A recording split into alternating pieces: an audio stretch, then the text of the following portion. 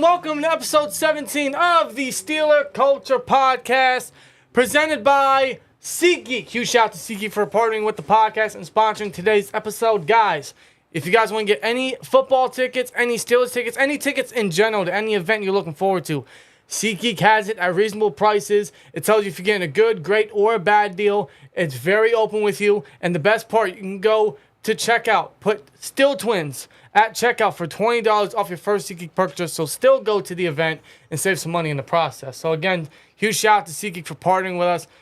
Code SteelTwins at checkout. $20 off your first SeatGeek purchase. Now let's get into the Steelers training camp, man. Week 1's behind us. Week 1 is in the books. And I got to say, there's a lot of exciting stuff coming out of week 1. I know we shouldn't get ahead of ourselves because, let's be real, it is training camp. The pads haven't come on. That actually occurs today. Yeah. They had an off day yesterday.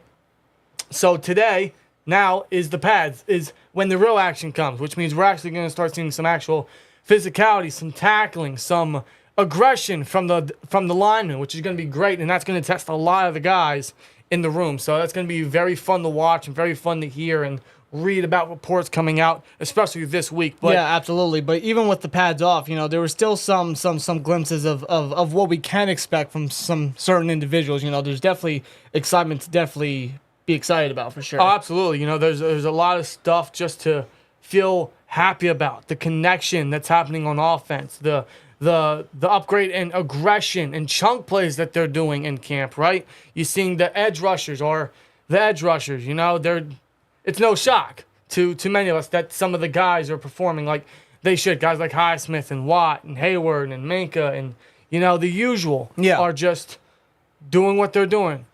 Water's wet. The sky is blue. Matt Canada sucks. We all know this. Exactly.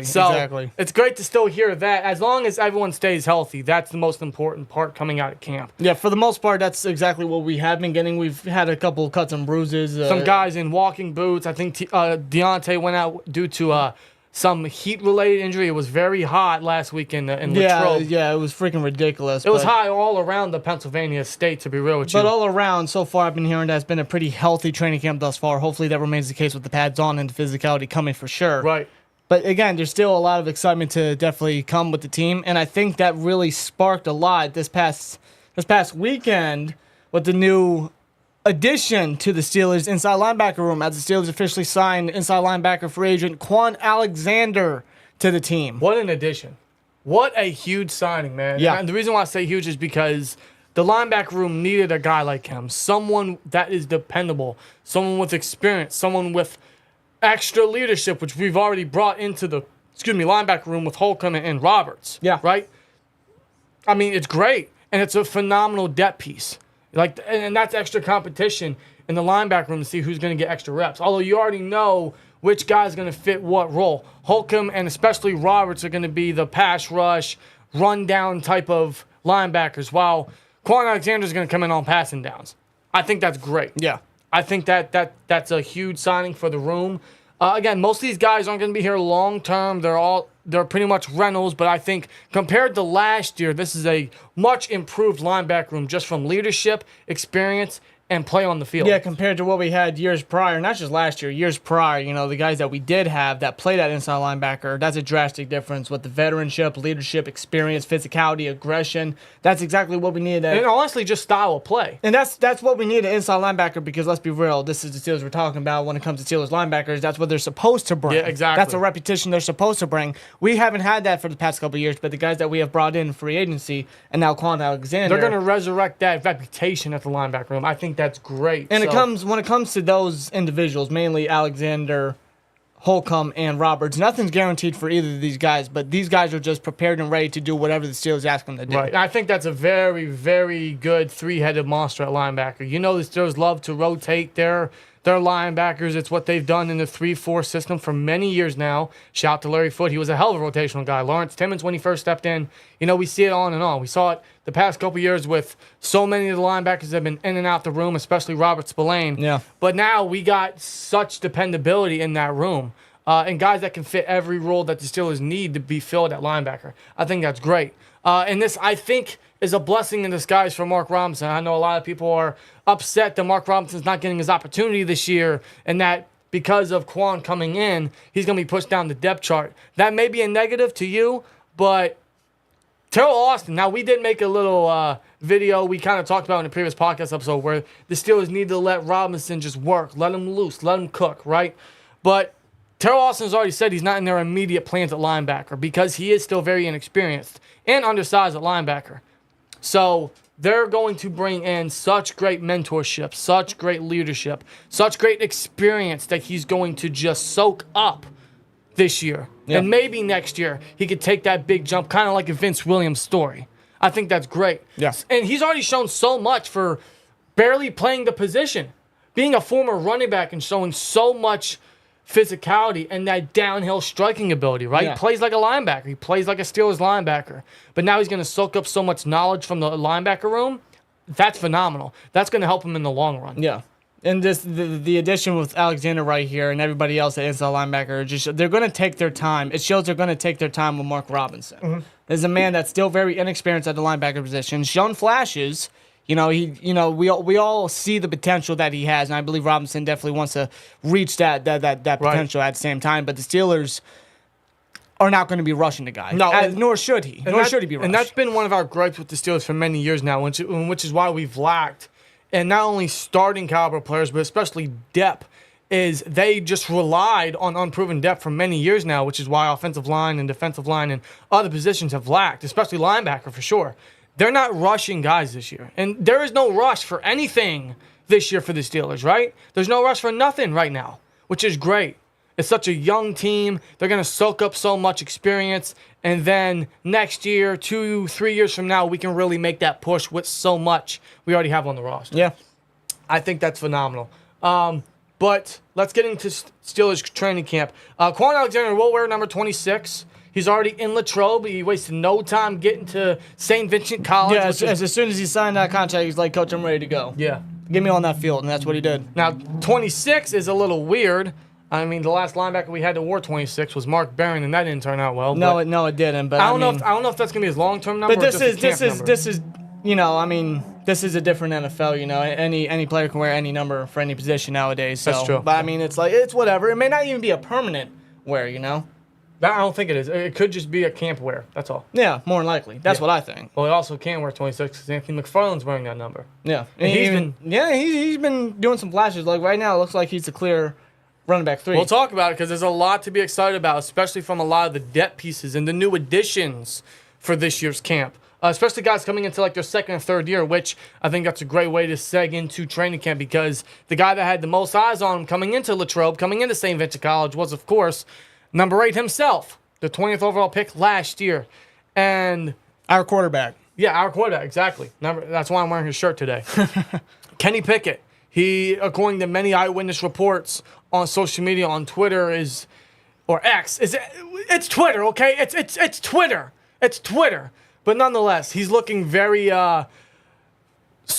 he's looking much more composed and much more sped up to the NFL speed. The NFL speed slowing down for him compared to last year, compared to his rookie year, which is what you expect. That's the expectation. But to see him actually progress and just understand the NFL speed and how it's just easing on him a little bit, that's great because he's not going to have those nerves, those rookie feels anymore, right? He's a lot more comfortable, a lot more composed, a lot more poised, and especially in the pocket is what we've seen in many of the highlights on social media is in the pocket, he's just going through his progressions, he's looking calm, he's looking composed, he's not getting jittery, especially when he has pressure on him. Now, some plays you will see, like guys like Highsmith and Watt and Nick Herbig, it would have been sacks, and it would have been interesting to see how Kenny could have escaped that with his mobility. Obviously, last week they can't do that. They can't touch the quarterback, right? But it's still good to see that under pressure, he's not getting jittery. He's not getting scared. He's a lot more comfortable. He's a lot more calm in that environment. And even if he has the motion outside the pocket and uses legs and uses mobility to extend plays, he's still doing that and still hitting his targets and still getting touchdowns on 7 shots, which is great. It's helping the offense a lot in that category. Yeah. And that's what you want to see from the young quarterback. Even his throws are looking a lot more better, right? Not all perfect, Not all completely accurate, but especially his deep shots. His deep shots to Pickens and Calvin Austin, and I think Freiermuth, especially some shots down the middle, they're right on point. Like, he's starting to understand everything. Yeah. He's starting to know everything. Now, it'll be interesting to see how this will translate into the NFL football game, into Sundays. That's where it's going to be really shown. That's why we can't wait for preseason to see if this stuff from training camp can translate into the actual NFL. Yeah, without a doubt. But you can tell from what we heard and seen from last year compared to this year, there's definitely a big difference. There's a big difference. And that's something to be excited about. That's something to be confident about with Kenny Pickett. You know, he looks more composed, poised, confident, comfortable in the pocket. Because last year, when he went through similar drills and similar experiences, you seen, like, he was getting jittery. He's having those rookie jitters, right? This year, not so much. He's not cracking down on those mistakes anymore. He's not feeling the pressure as much as he did. He's starting to understand. It's like the NFL slowing down for him. Yeah. I think that's great. And I think a lot of that also plays in what the Steelers have actually been experimenting when it comes to the offense, because we've actually been seeing a lot more deep shots and a lot more middle of the field targeting, a lot more chunk plays happening in practice. In fact, the first play the offense did in training camp this year was a deep shot to, I believe, Pickens. Yeah, it was to Pickens, yeah. So is that like a hint of what this offense could be getting into? We can only hope We can pray only that this is an indication that the Steelers will add more explosive plays, chunk plays to the offensive playbook. But all we've heard on social media was deep shots, chunk plays, middle of the field, and we're seeing it, and we're like, okay, this is great. Like, this is a breath of fresh air. This is what the offense needs to open it up, right? This is what everyone needs. But will it translate in the preseason, into the regular season, on Sundays? I hope so. I hope this isn't just experimenting in camp and we're just going to ignore everything we did in camp and just go back to the regular basis offense that we've seen the last 4 or 5 years. Yeah, that would just be a complete waste of time. A complete disappointment. I don't think that's going to happen. Because his team is so young. They have so much to offer. They have so much explosiveness, especially Kenny with his arm and his knowledge and just how hungry he really exactly. is. Everyone's really hungry, honestly. So the fact that we're seeing a more aggressive offense in camp, I hope that translates, and that's really going to get us excited because that's what the offense needs. That's not what NFL defenses are used to. So when the Steelers offense starts doing it more, that's going to open up a lot. Yeah. So I think that's great. And not only is Pickett looking better, not only is the offense looking a little promising.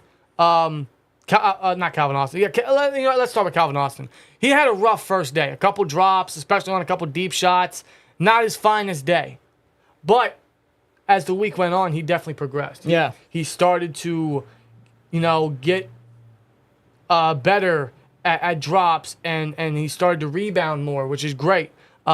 Especially because, he is a guy that the Steelers are going to depend on a little bit. Yeah. He's not going to be tossed in there like he could have been last year if he returned from his injury, but they're going to use his speed. They're going to use his return ability. They're going to use him as a weapon, as they should. But to see him rebound after a rough first day at Steelers camp is good to hear. It's very promising to see. It really is. That's what you want to see. And that deep shot that Pickett did to Austin at the end zone was just very good. Mm-hmm. That's so promising right there. And that shows what Austin could bring to this team. So I think that's great. Allen Robinson's looking as advertised. These two have been working together all offseason. Yeah. And now they're doing it in camp, and they're translating it to camp. And honestly, you could say Allen Robinson's been one of the biggest winners out of week 1 of Steelers training camp, along with Pickett. Yeah. I think and it really goes to show you how phenomenal this addition was, how phenomenal the trade was, and how big of an addition he's going to mean to the offense. Not just for Kenny, not just for the receiver room, but for the offense in general. Yeah. That goes to show you he still has a lot to offer. He's going to be maybe not as explosive as he used to be, but he's still going to be a very good target for the offense. Yeah, a reliable piece on this offense. He's going to offer so much in a lot of categories. So and it just seems that by the day, Pickett and Robinson's connection just appears to be growing. That's great. More plays just seem to be happening at training camp. And as a slot weapon, as someone we can put outside in sub packages if we want to go empty and put Austin or Hayward or someone else in the slot, it's great. You want to see that chemistry. You want to see that connection. And we saw that a lot in week 1 of Steelers training camp. So the offense in general is looking very promising. We'll see if it translates with the pads on this week and the remainder of training camp, and we'll see what happens in preseason, as the first Steelers preseason game is literally 1 week from this Friday. 1 week from Friday. Next Friday.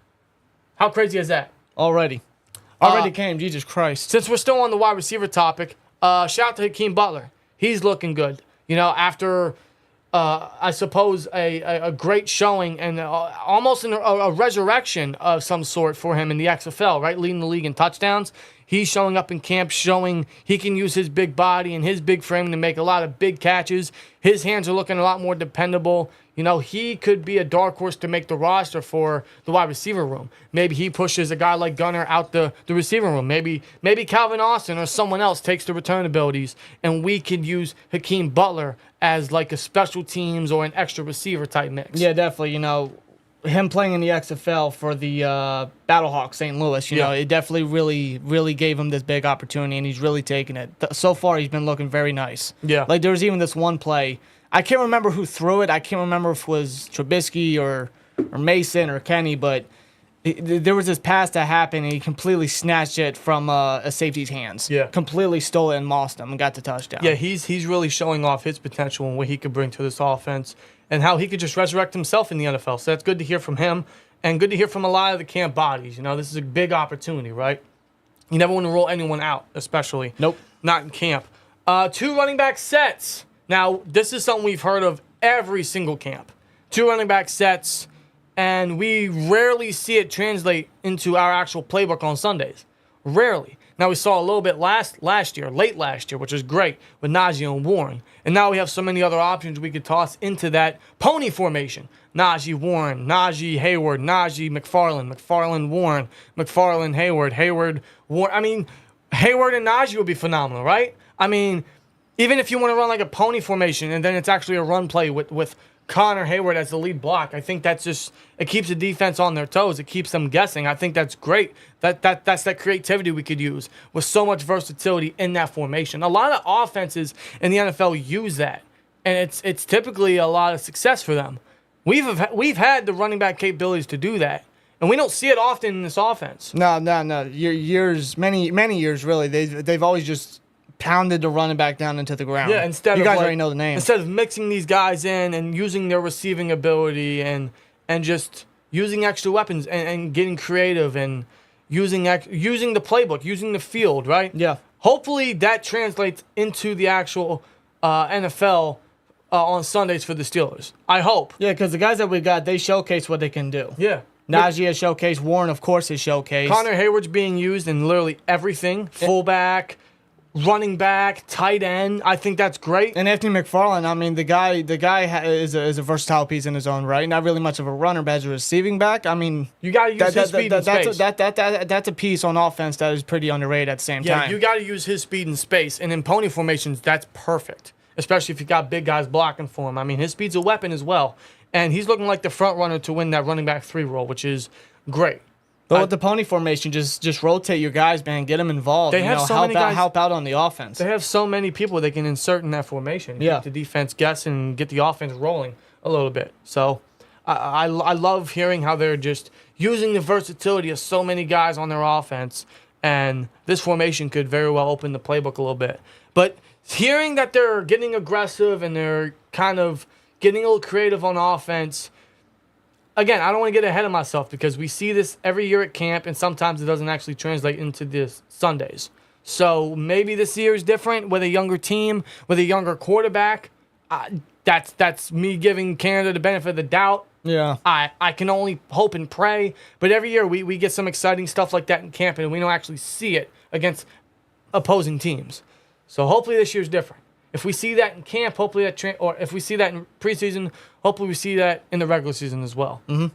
But the fact that they're, like you said, more deep shots, more middle of the field, just trying to get explosive, chunk plays, open the field, and it's crazy because they have the weapons, they have the targets, they have the players that are capable to make those plays happen. Yeah. They really do.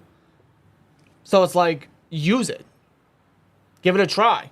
Experiment. And in fact, this is what training camp is for. And then when it comes to preseason, this is where you can really give it a shot. Exactly. And regular season comes around, and there you go. In fact, continue to do it. In preseason, not preseason, with pads on, that will really see, how these guys will test against, actual physicality. Yeah, of course. In those roles, right? Because now with the pads on, we can get physical. There'll be tackling. There'll be like actual brawls. You know, we could see a couple training camp fights, which every team has them.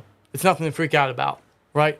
But we could actually see some serious physicality from this team with the pads on. So we'll see if some of this from the offense translates into this week with the pads on. Because with the pads on, it's a whole different business. It's a whole different story. Yeah.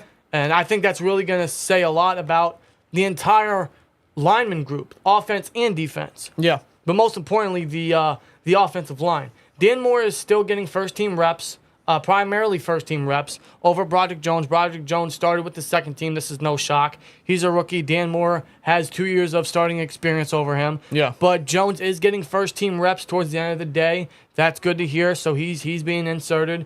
Same thing with Dan Moore. You know, when he's being replaced, I don't want to say replaced, when he's being swapped in for Broderick Jones at left tackle, he's being moved to right, so they're experimenting with that. That's good to hear. The entire offensive line, you kind of get a feel where they're going to go, but at the same time, they're not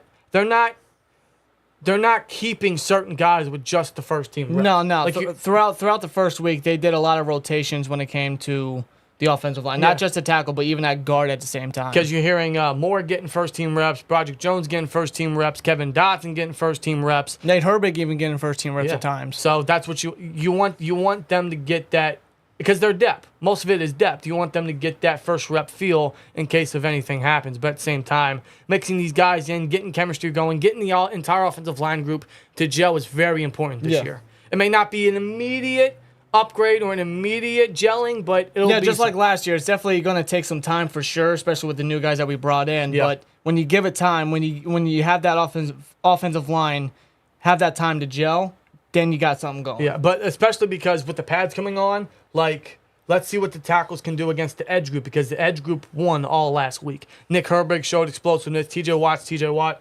Alex Highsmith. Yeah. But with the pads on, you're really going to be seeing the physicality of both the front seven and offensive line. Yeah, we'll see if the tackles can rebound after a rough first week against the edge and I group. think that's what I'm really going to be paying attention to. The entire front seven and the offensive line. Yeah. You know, because they have a lot. They have the best in the world to learn from. They have the best in the world that they're going up against. This is going to prepare them for the best in the league, right? They're going up against Watt. They're going up against Highsmith. And the tackles aren't looking great. Broderick Jones held his own. Then a couple reps, he looked rough. Same thing with Dan Moore, even at right tackle, right? But now with the pads on, we'll see what they can truly do in pass protection and in sets and stuff like that, right?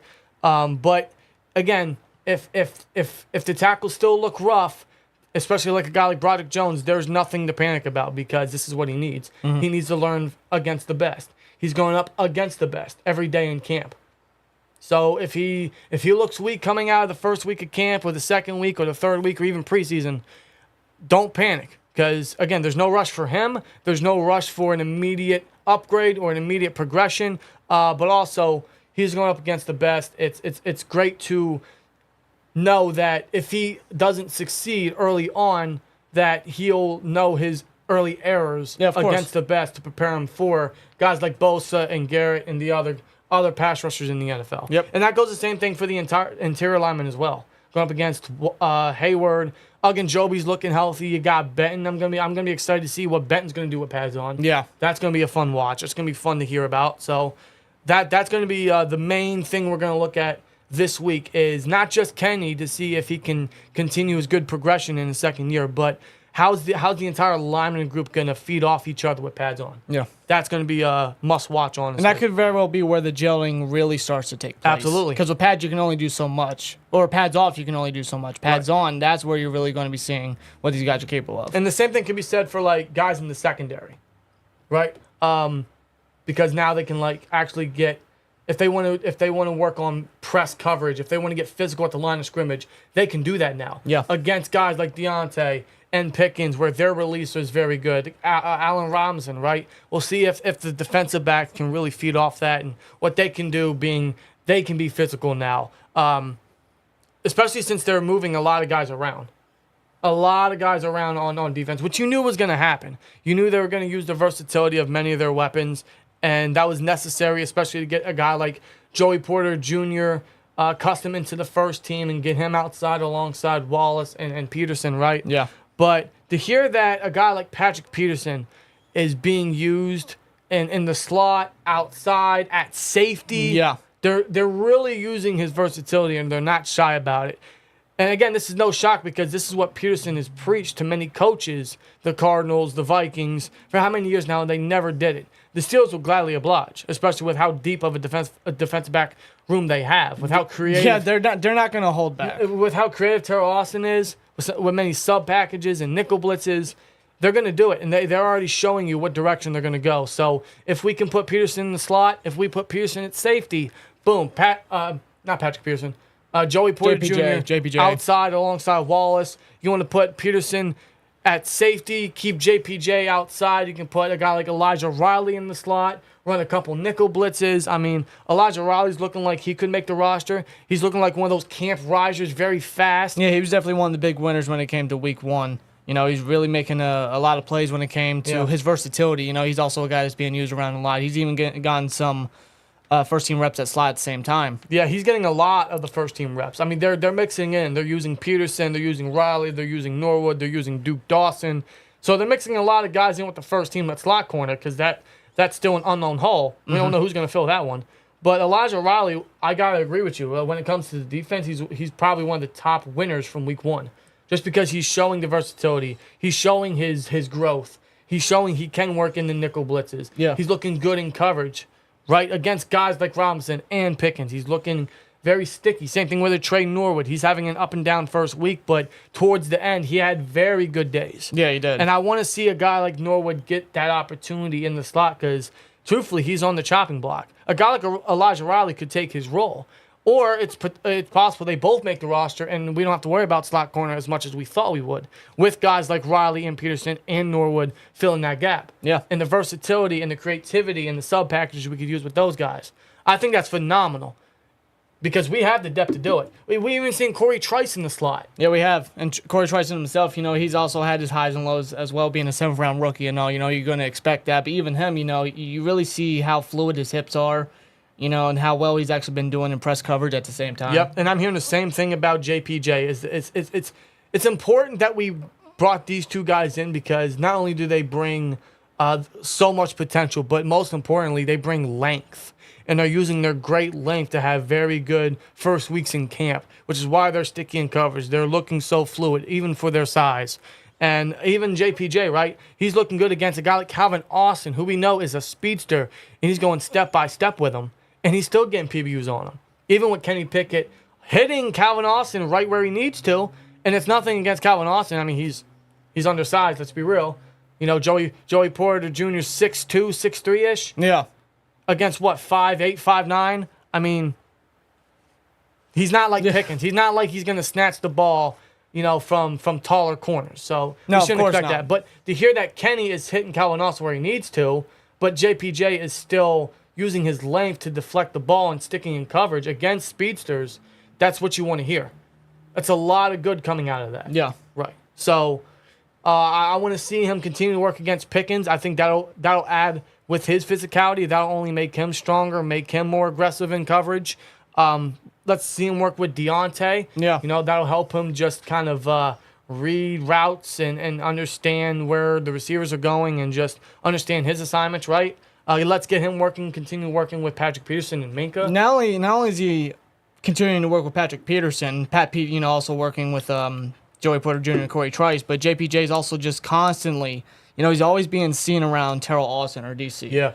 Like, Terrell Austin is just a guy that's really taking him under his wing. Wherever JPJ goes, whatever JPJ's doing, Terrell Austin has a close eye on him, whether he's working on the field, working with his footwork, his press coverage ability, even at the jug machine. Yeah. You know, Terrell Austin is really taking JPJ under his wing because he sees the potential, just like all of us see JPJ's potential, because of his rare length at cornerback and just how sticky he was back at his Penn State days, and his speed and his size. In fact, another great thing about JPJ is he's always on the field. Even after warmups, after practice, he's one of the last guys to step off that field at St. Vincent College every day. In fact, he's mostly after practice on the jugs machine because he only has one interception in college. He's not known as a ball hawk. He's a lockdown guy, almost like an Ike Taylor, which is why he's wearing his number, right? Uncle Ike's number.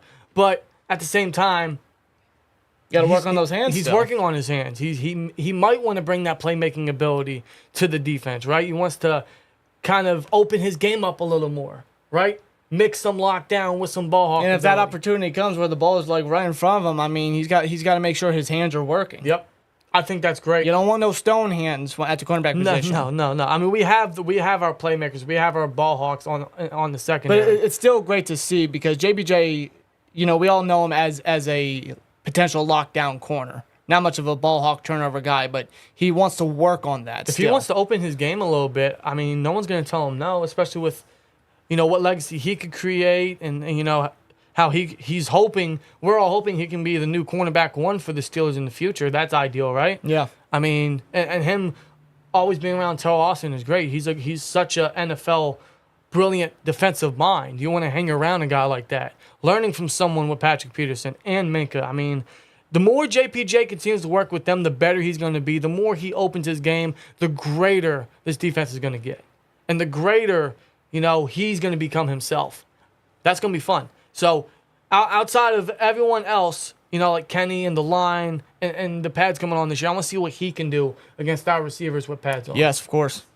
Because we know what Wallace and Peterson can bring to the table, but let's see what JPJ can do with the pads on and how that could translate to the preseason. That's going to be very, very fun to watch. See how immediate he can become and impact to this defense. No doubt, brother. Trey Norwood. I mean, like I said, I want to see him get worked in the slot. I hope his safety days are over. Because we stated it several times, he's not a natural safety. No. You have your safeties. You have Minka. You have Casey. You have Neal. You got Peterson working in there. Yeah. Let's get Norwood working in the slot. Yeah, I mean, can he play safety? Yes, but is he a good one? No. No, he's a liability.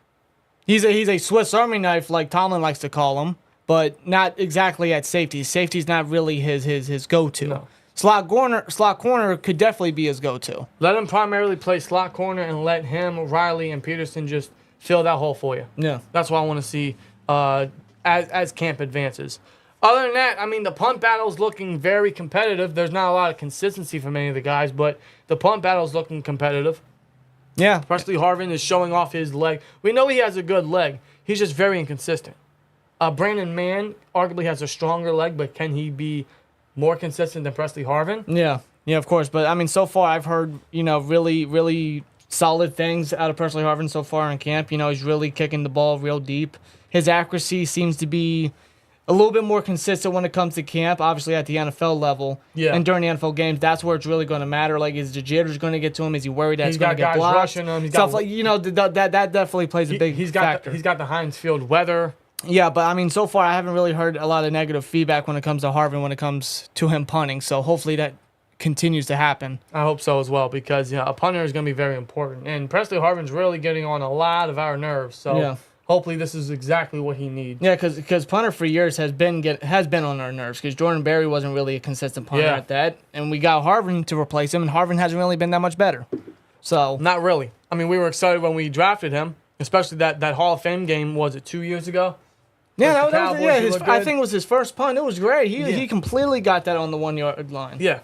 And then that's how hungry we were for a punter. We marked out because Presley Harvin had a phenomenal But even punt. then, we've seen that glimpse like maybe twice throughout 2 seasons. Yeah. If I can remember. Yeah. I mean, I know a punter's not going to be that consistent. I know a punter's not really going to be making hella plays like that. Yeah, but when your offense is going 3 and out and they're barely getting outside their own 20-yard line, you got to fucking punt that bitch to help the defense out. Yeah, just a little bit. And he wasn't doing that. So maybe this year's a little different. We can only hope so, man. Yeah. But other than that, I mean, there's a lot of good coming out of week 1 of training camp. There's a lot of good that we are hearing about. But again, this is training camp. Don't get ahead of yourself. Don't get too excited, especially since the pads haven't come on. That happens today. The pads come on today, first day of pads. That's going to say a lot about pretty much everything we just talked about. We'll see how much different it's going to be for a lot of the guys with the physicality factor, and can he show his continued progression as he's feeling the pressure, as physicality is coming in, as his lineman, right? Can the line give Kenny a little bit more room. Can the line, how are they going to work against edge rushers compared to last week? How's the receivers going to work? How are they going to work against the defensive backs? How are the defensive backs going to work against them? The fact that we're getting pads on, this is when the real battle happens. This is when we really start seeing what these players are capable of, and hopefully it's a lot more good. Hopefully most of the good that we heard from week 1 translates to when the pads come on, because I think that's going to speak a lot. But like we said, what we're going to look most forward to with the pads on now is the lineman battle. How are the tackles going to do against edge rushers? How's the line going to do against the defensive line? How's the front 7 going to work against our starting 5 on the offensive line? Yep. So how's Kenny going to continue to do?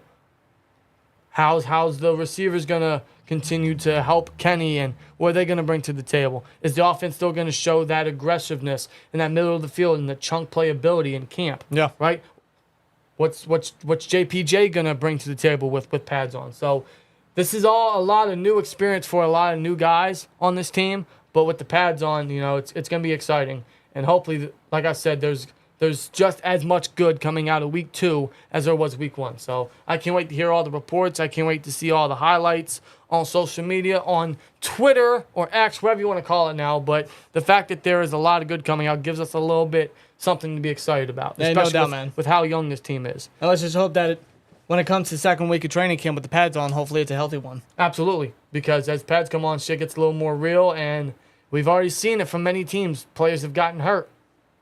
Jalen Ramsey, Joe Burrow. Fingers crossed everyone comes out of Latrobe healthy for week 2. Yeah. Especially with the preseason coming up, and I'm excited for that as well. But I want to see some of these guys work in the preseason, but they got to get the preseason first. So as long as everyone stays healthy, I'd say it'll be a very good, successful camp. But we'll see if many of these guys can translate what happened week 1 to week 2 and even into the preseason, which, again, is literally next Friday. Next Friday against Tampa Bay. So I believe that is in Tampa Bay, too. That is in Tampa Bay. The Steelers only have one home preseason game, which is against the Bills, I believe. That's on Saturday. The Saturday after the Bucs game. Yeah, week 2. So, because there's only 3 preseason games now. Something that we all have to get used to with the new 17-game season. Yeah, no more Panthers to close out the preseason. I mean, it's been that way for a couple years now, but it's still weird to getting used to that. Yeah, that streak's over. Yeah, that is streaking. But nonetheless, a lot of good coming out of camp, and Steelers football is officially back, man. Steelers football is officially back.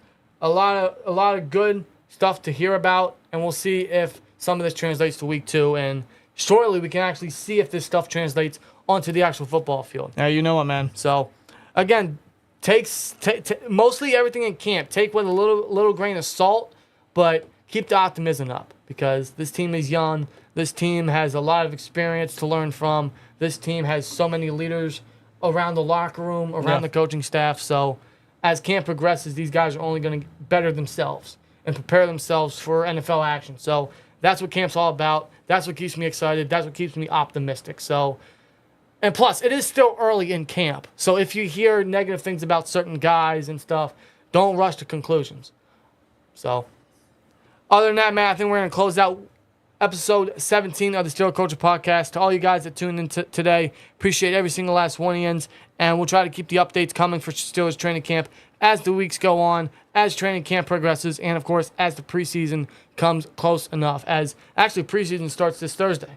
Yeah, the Hall of Fame game, was it the Jets and Browns? Something like that. Is that the game? Yeah, I believe that's the game. Yeah, it doesn't sound appetizing, but... No, especially when Zach Wilson's apparently starting. But you know what? I've been so hungry for NFL football, for live football, NFL football for a long time now, so I'll take anything. I'll take Joe Buck and Chris Collinsworth to call a Texans and a Texans and a Bears game. There you go. I don't know, something. So, but we're gonna close it out. Hope you guys enjoy the rest of your day, enjoy the rest of your week, and we'll see what happens in camp this week, man. So appreciate all you ins. Again, shout out to SeatGeek for sponsoring today's podcast episode. SeatGeek.com. Get all your Steelers or any event tickets you're looking forward to at SeatGeek.com. Code SteelTwins at checkout. $20 off your first SeatGeek purchase. Thanks to SeatGeek for sponsoring today's episode, and see you in the next one. Here we go, Steelers. And as always, like, comment, subscribe, and we'll see you later. Peace!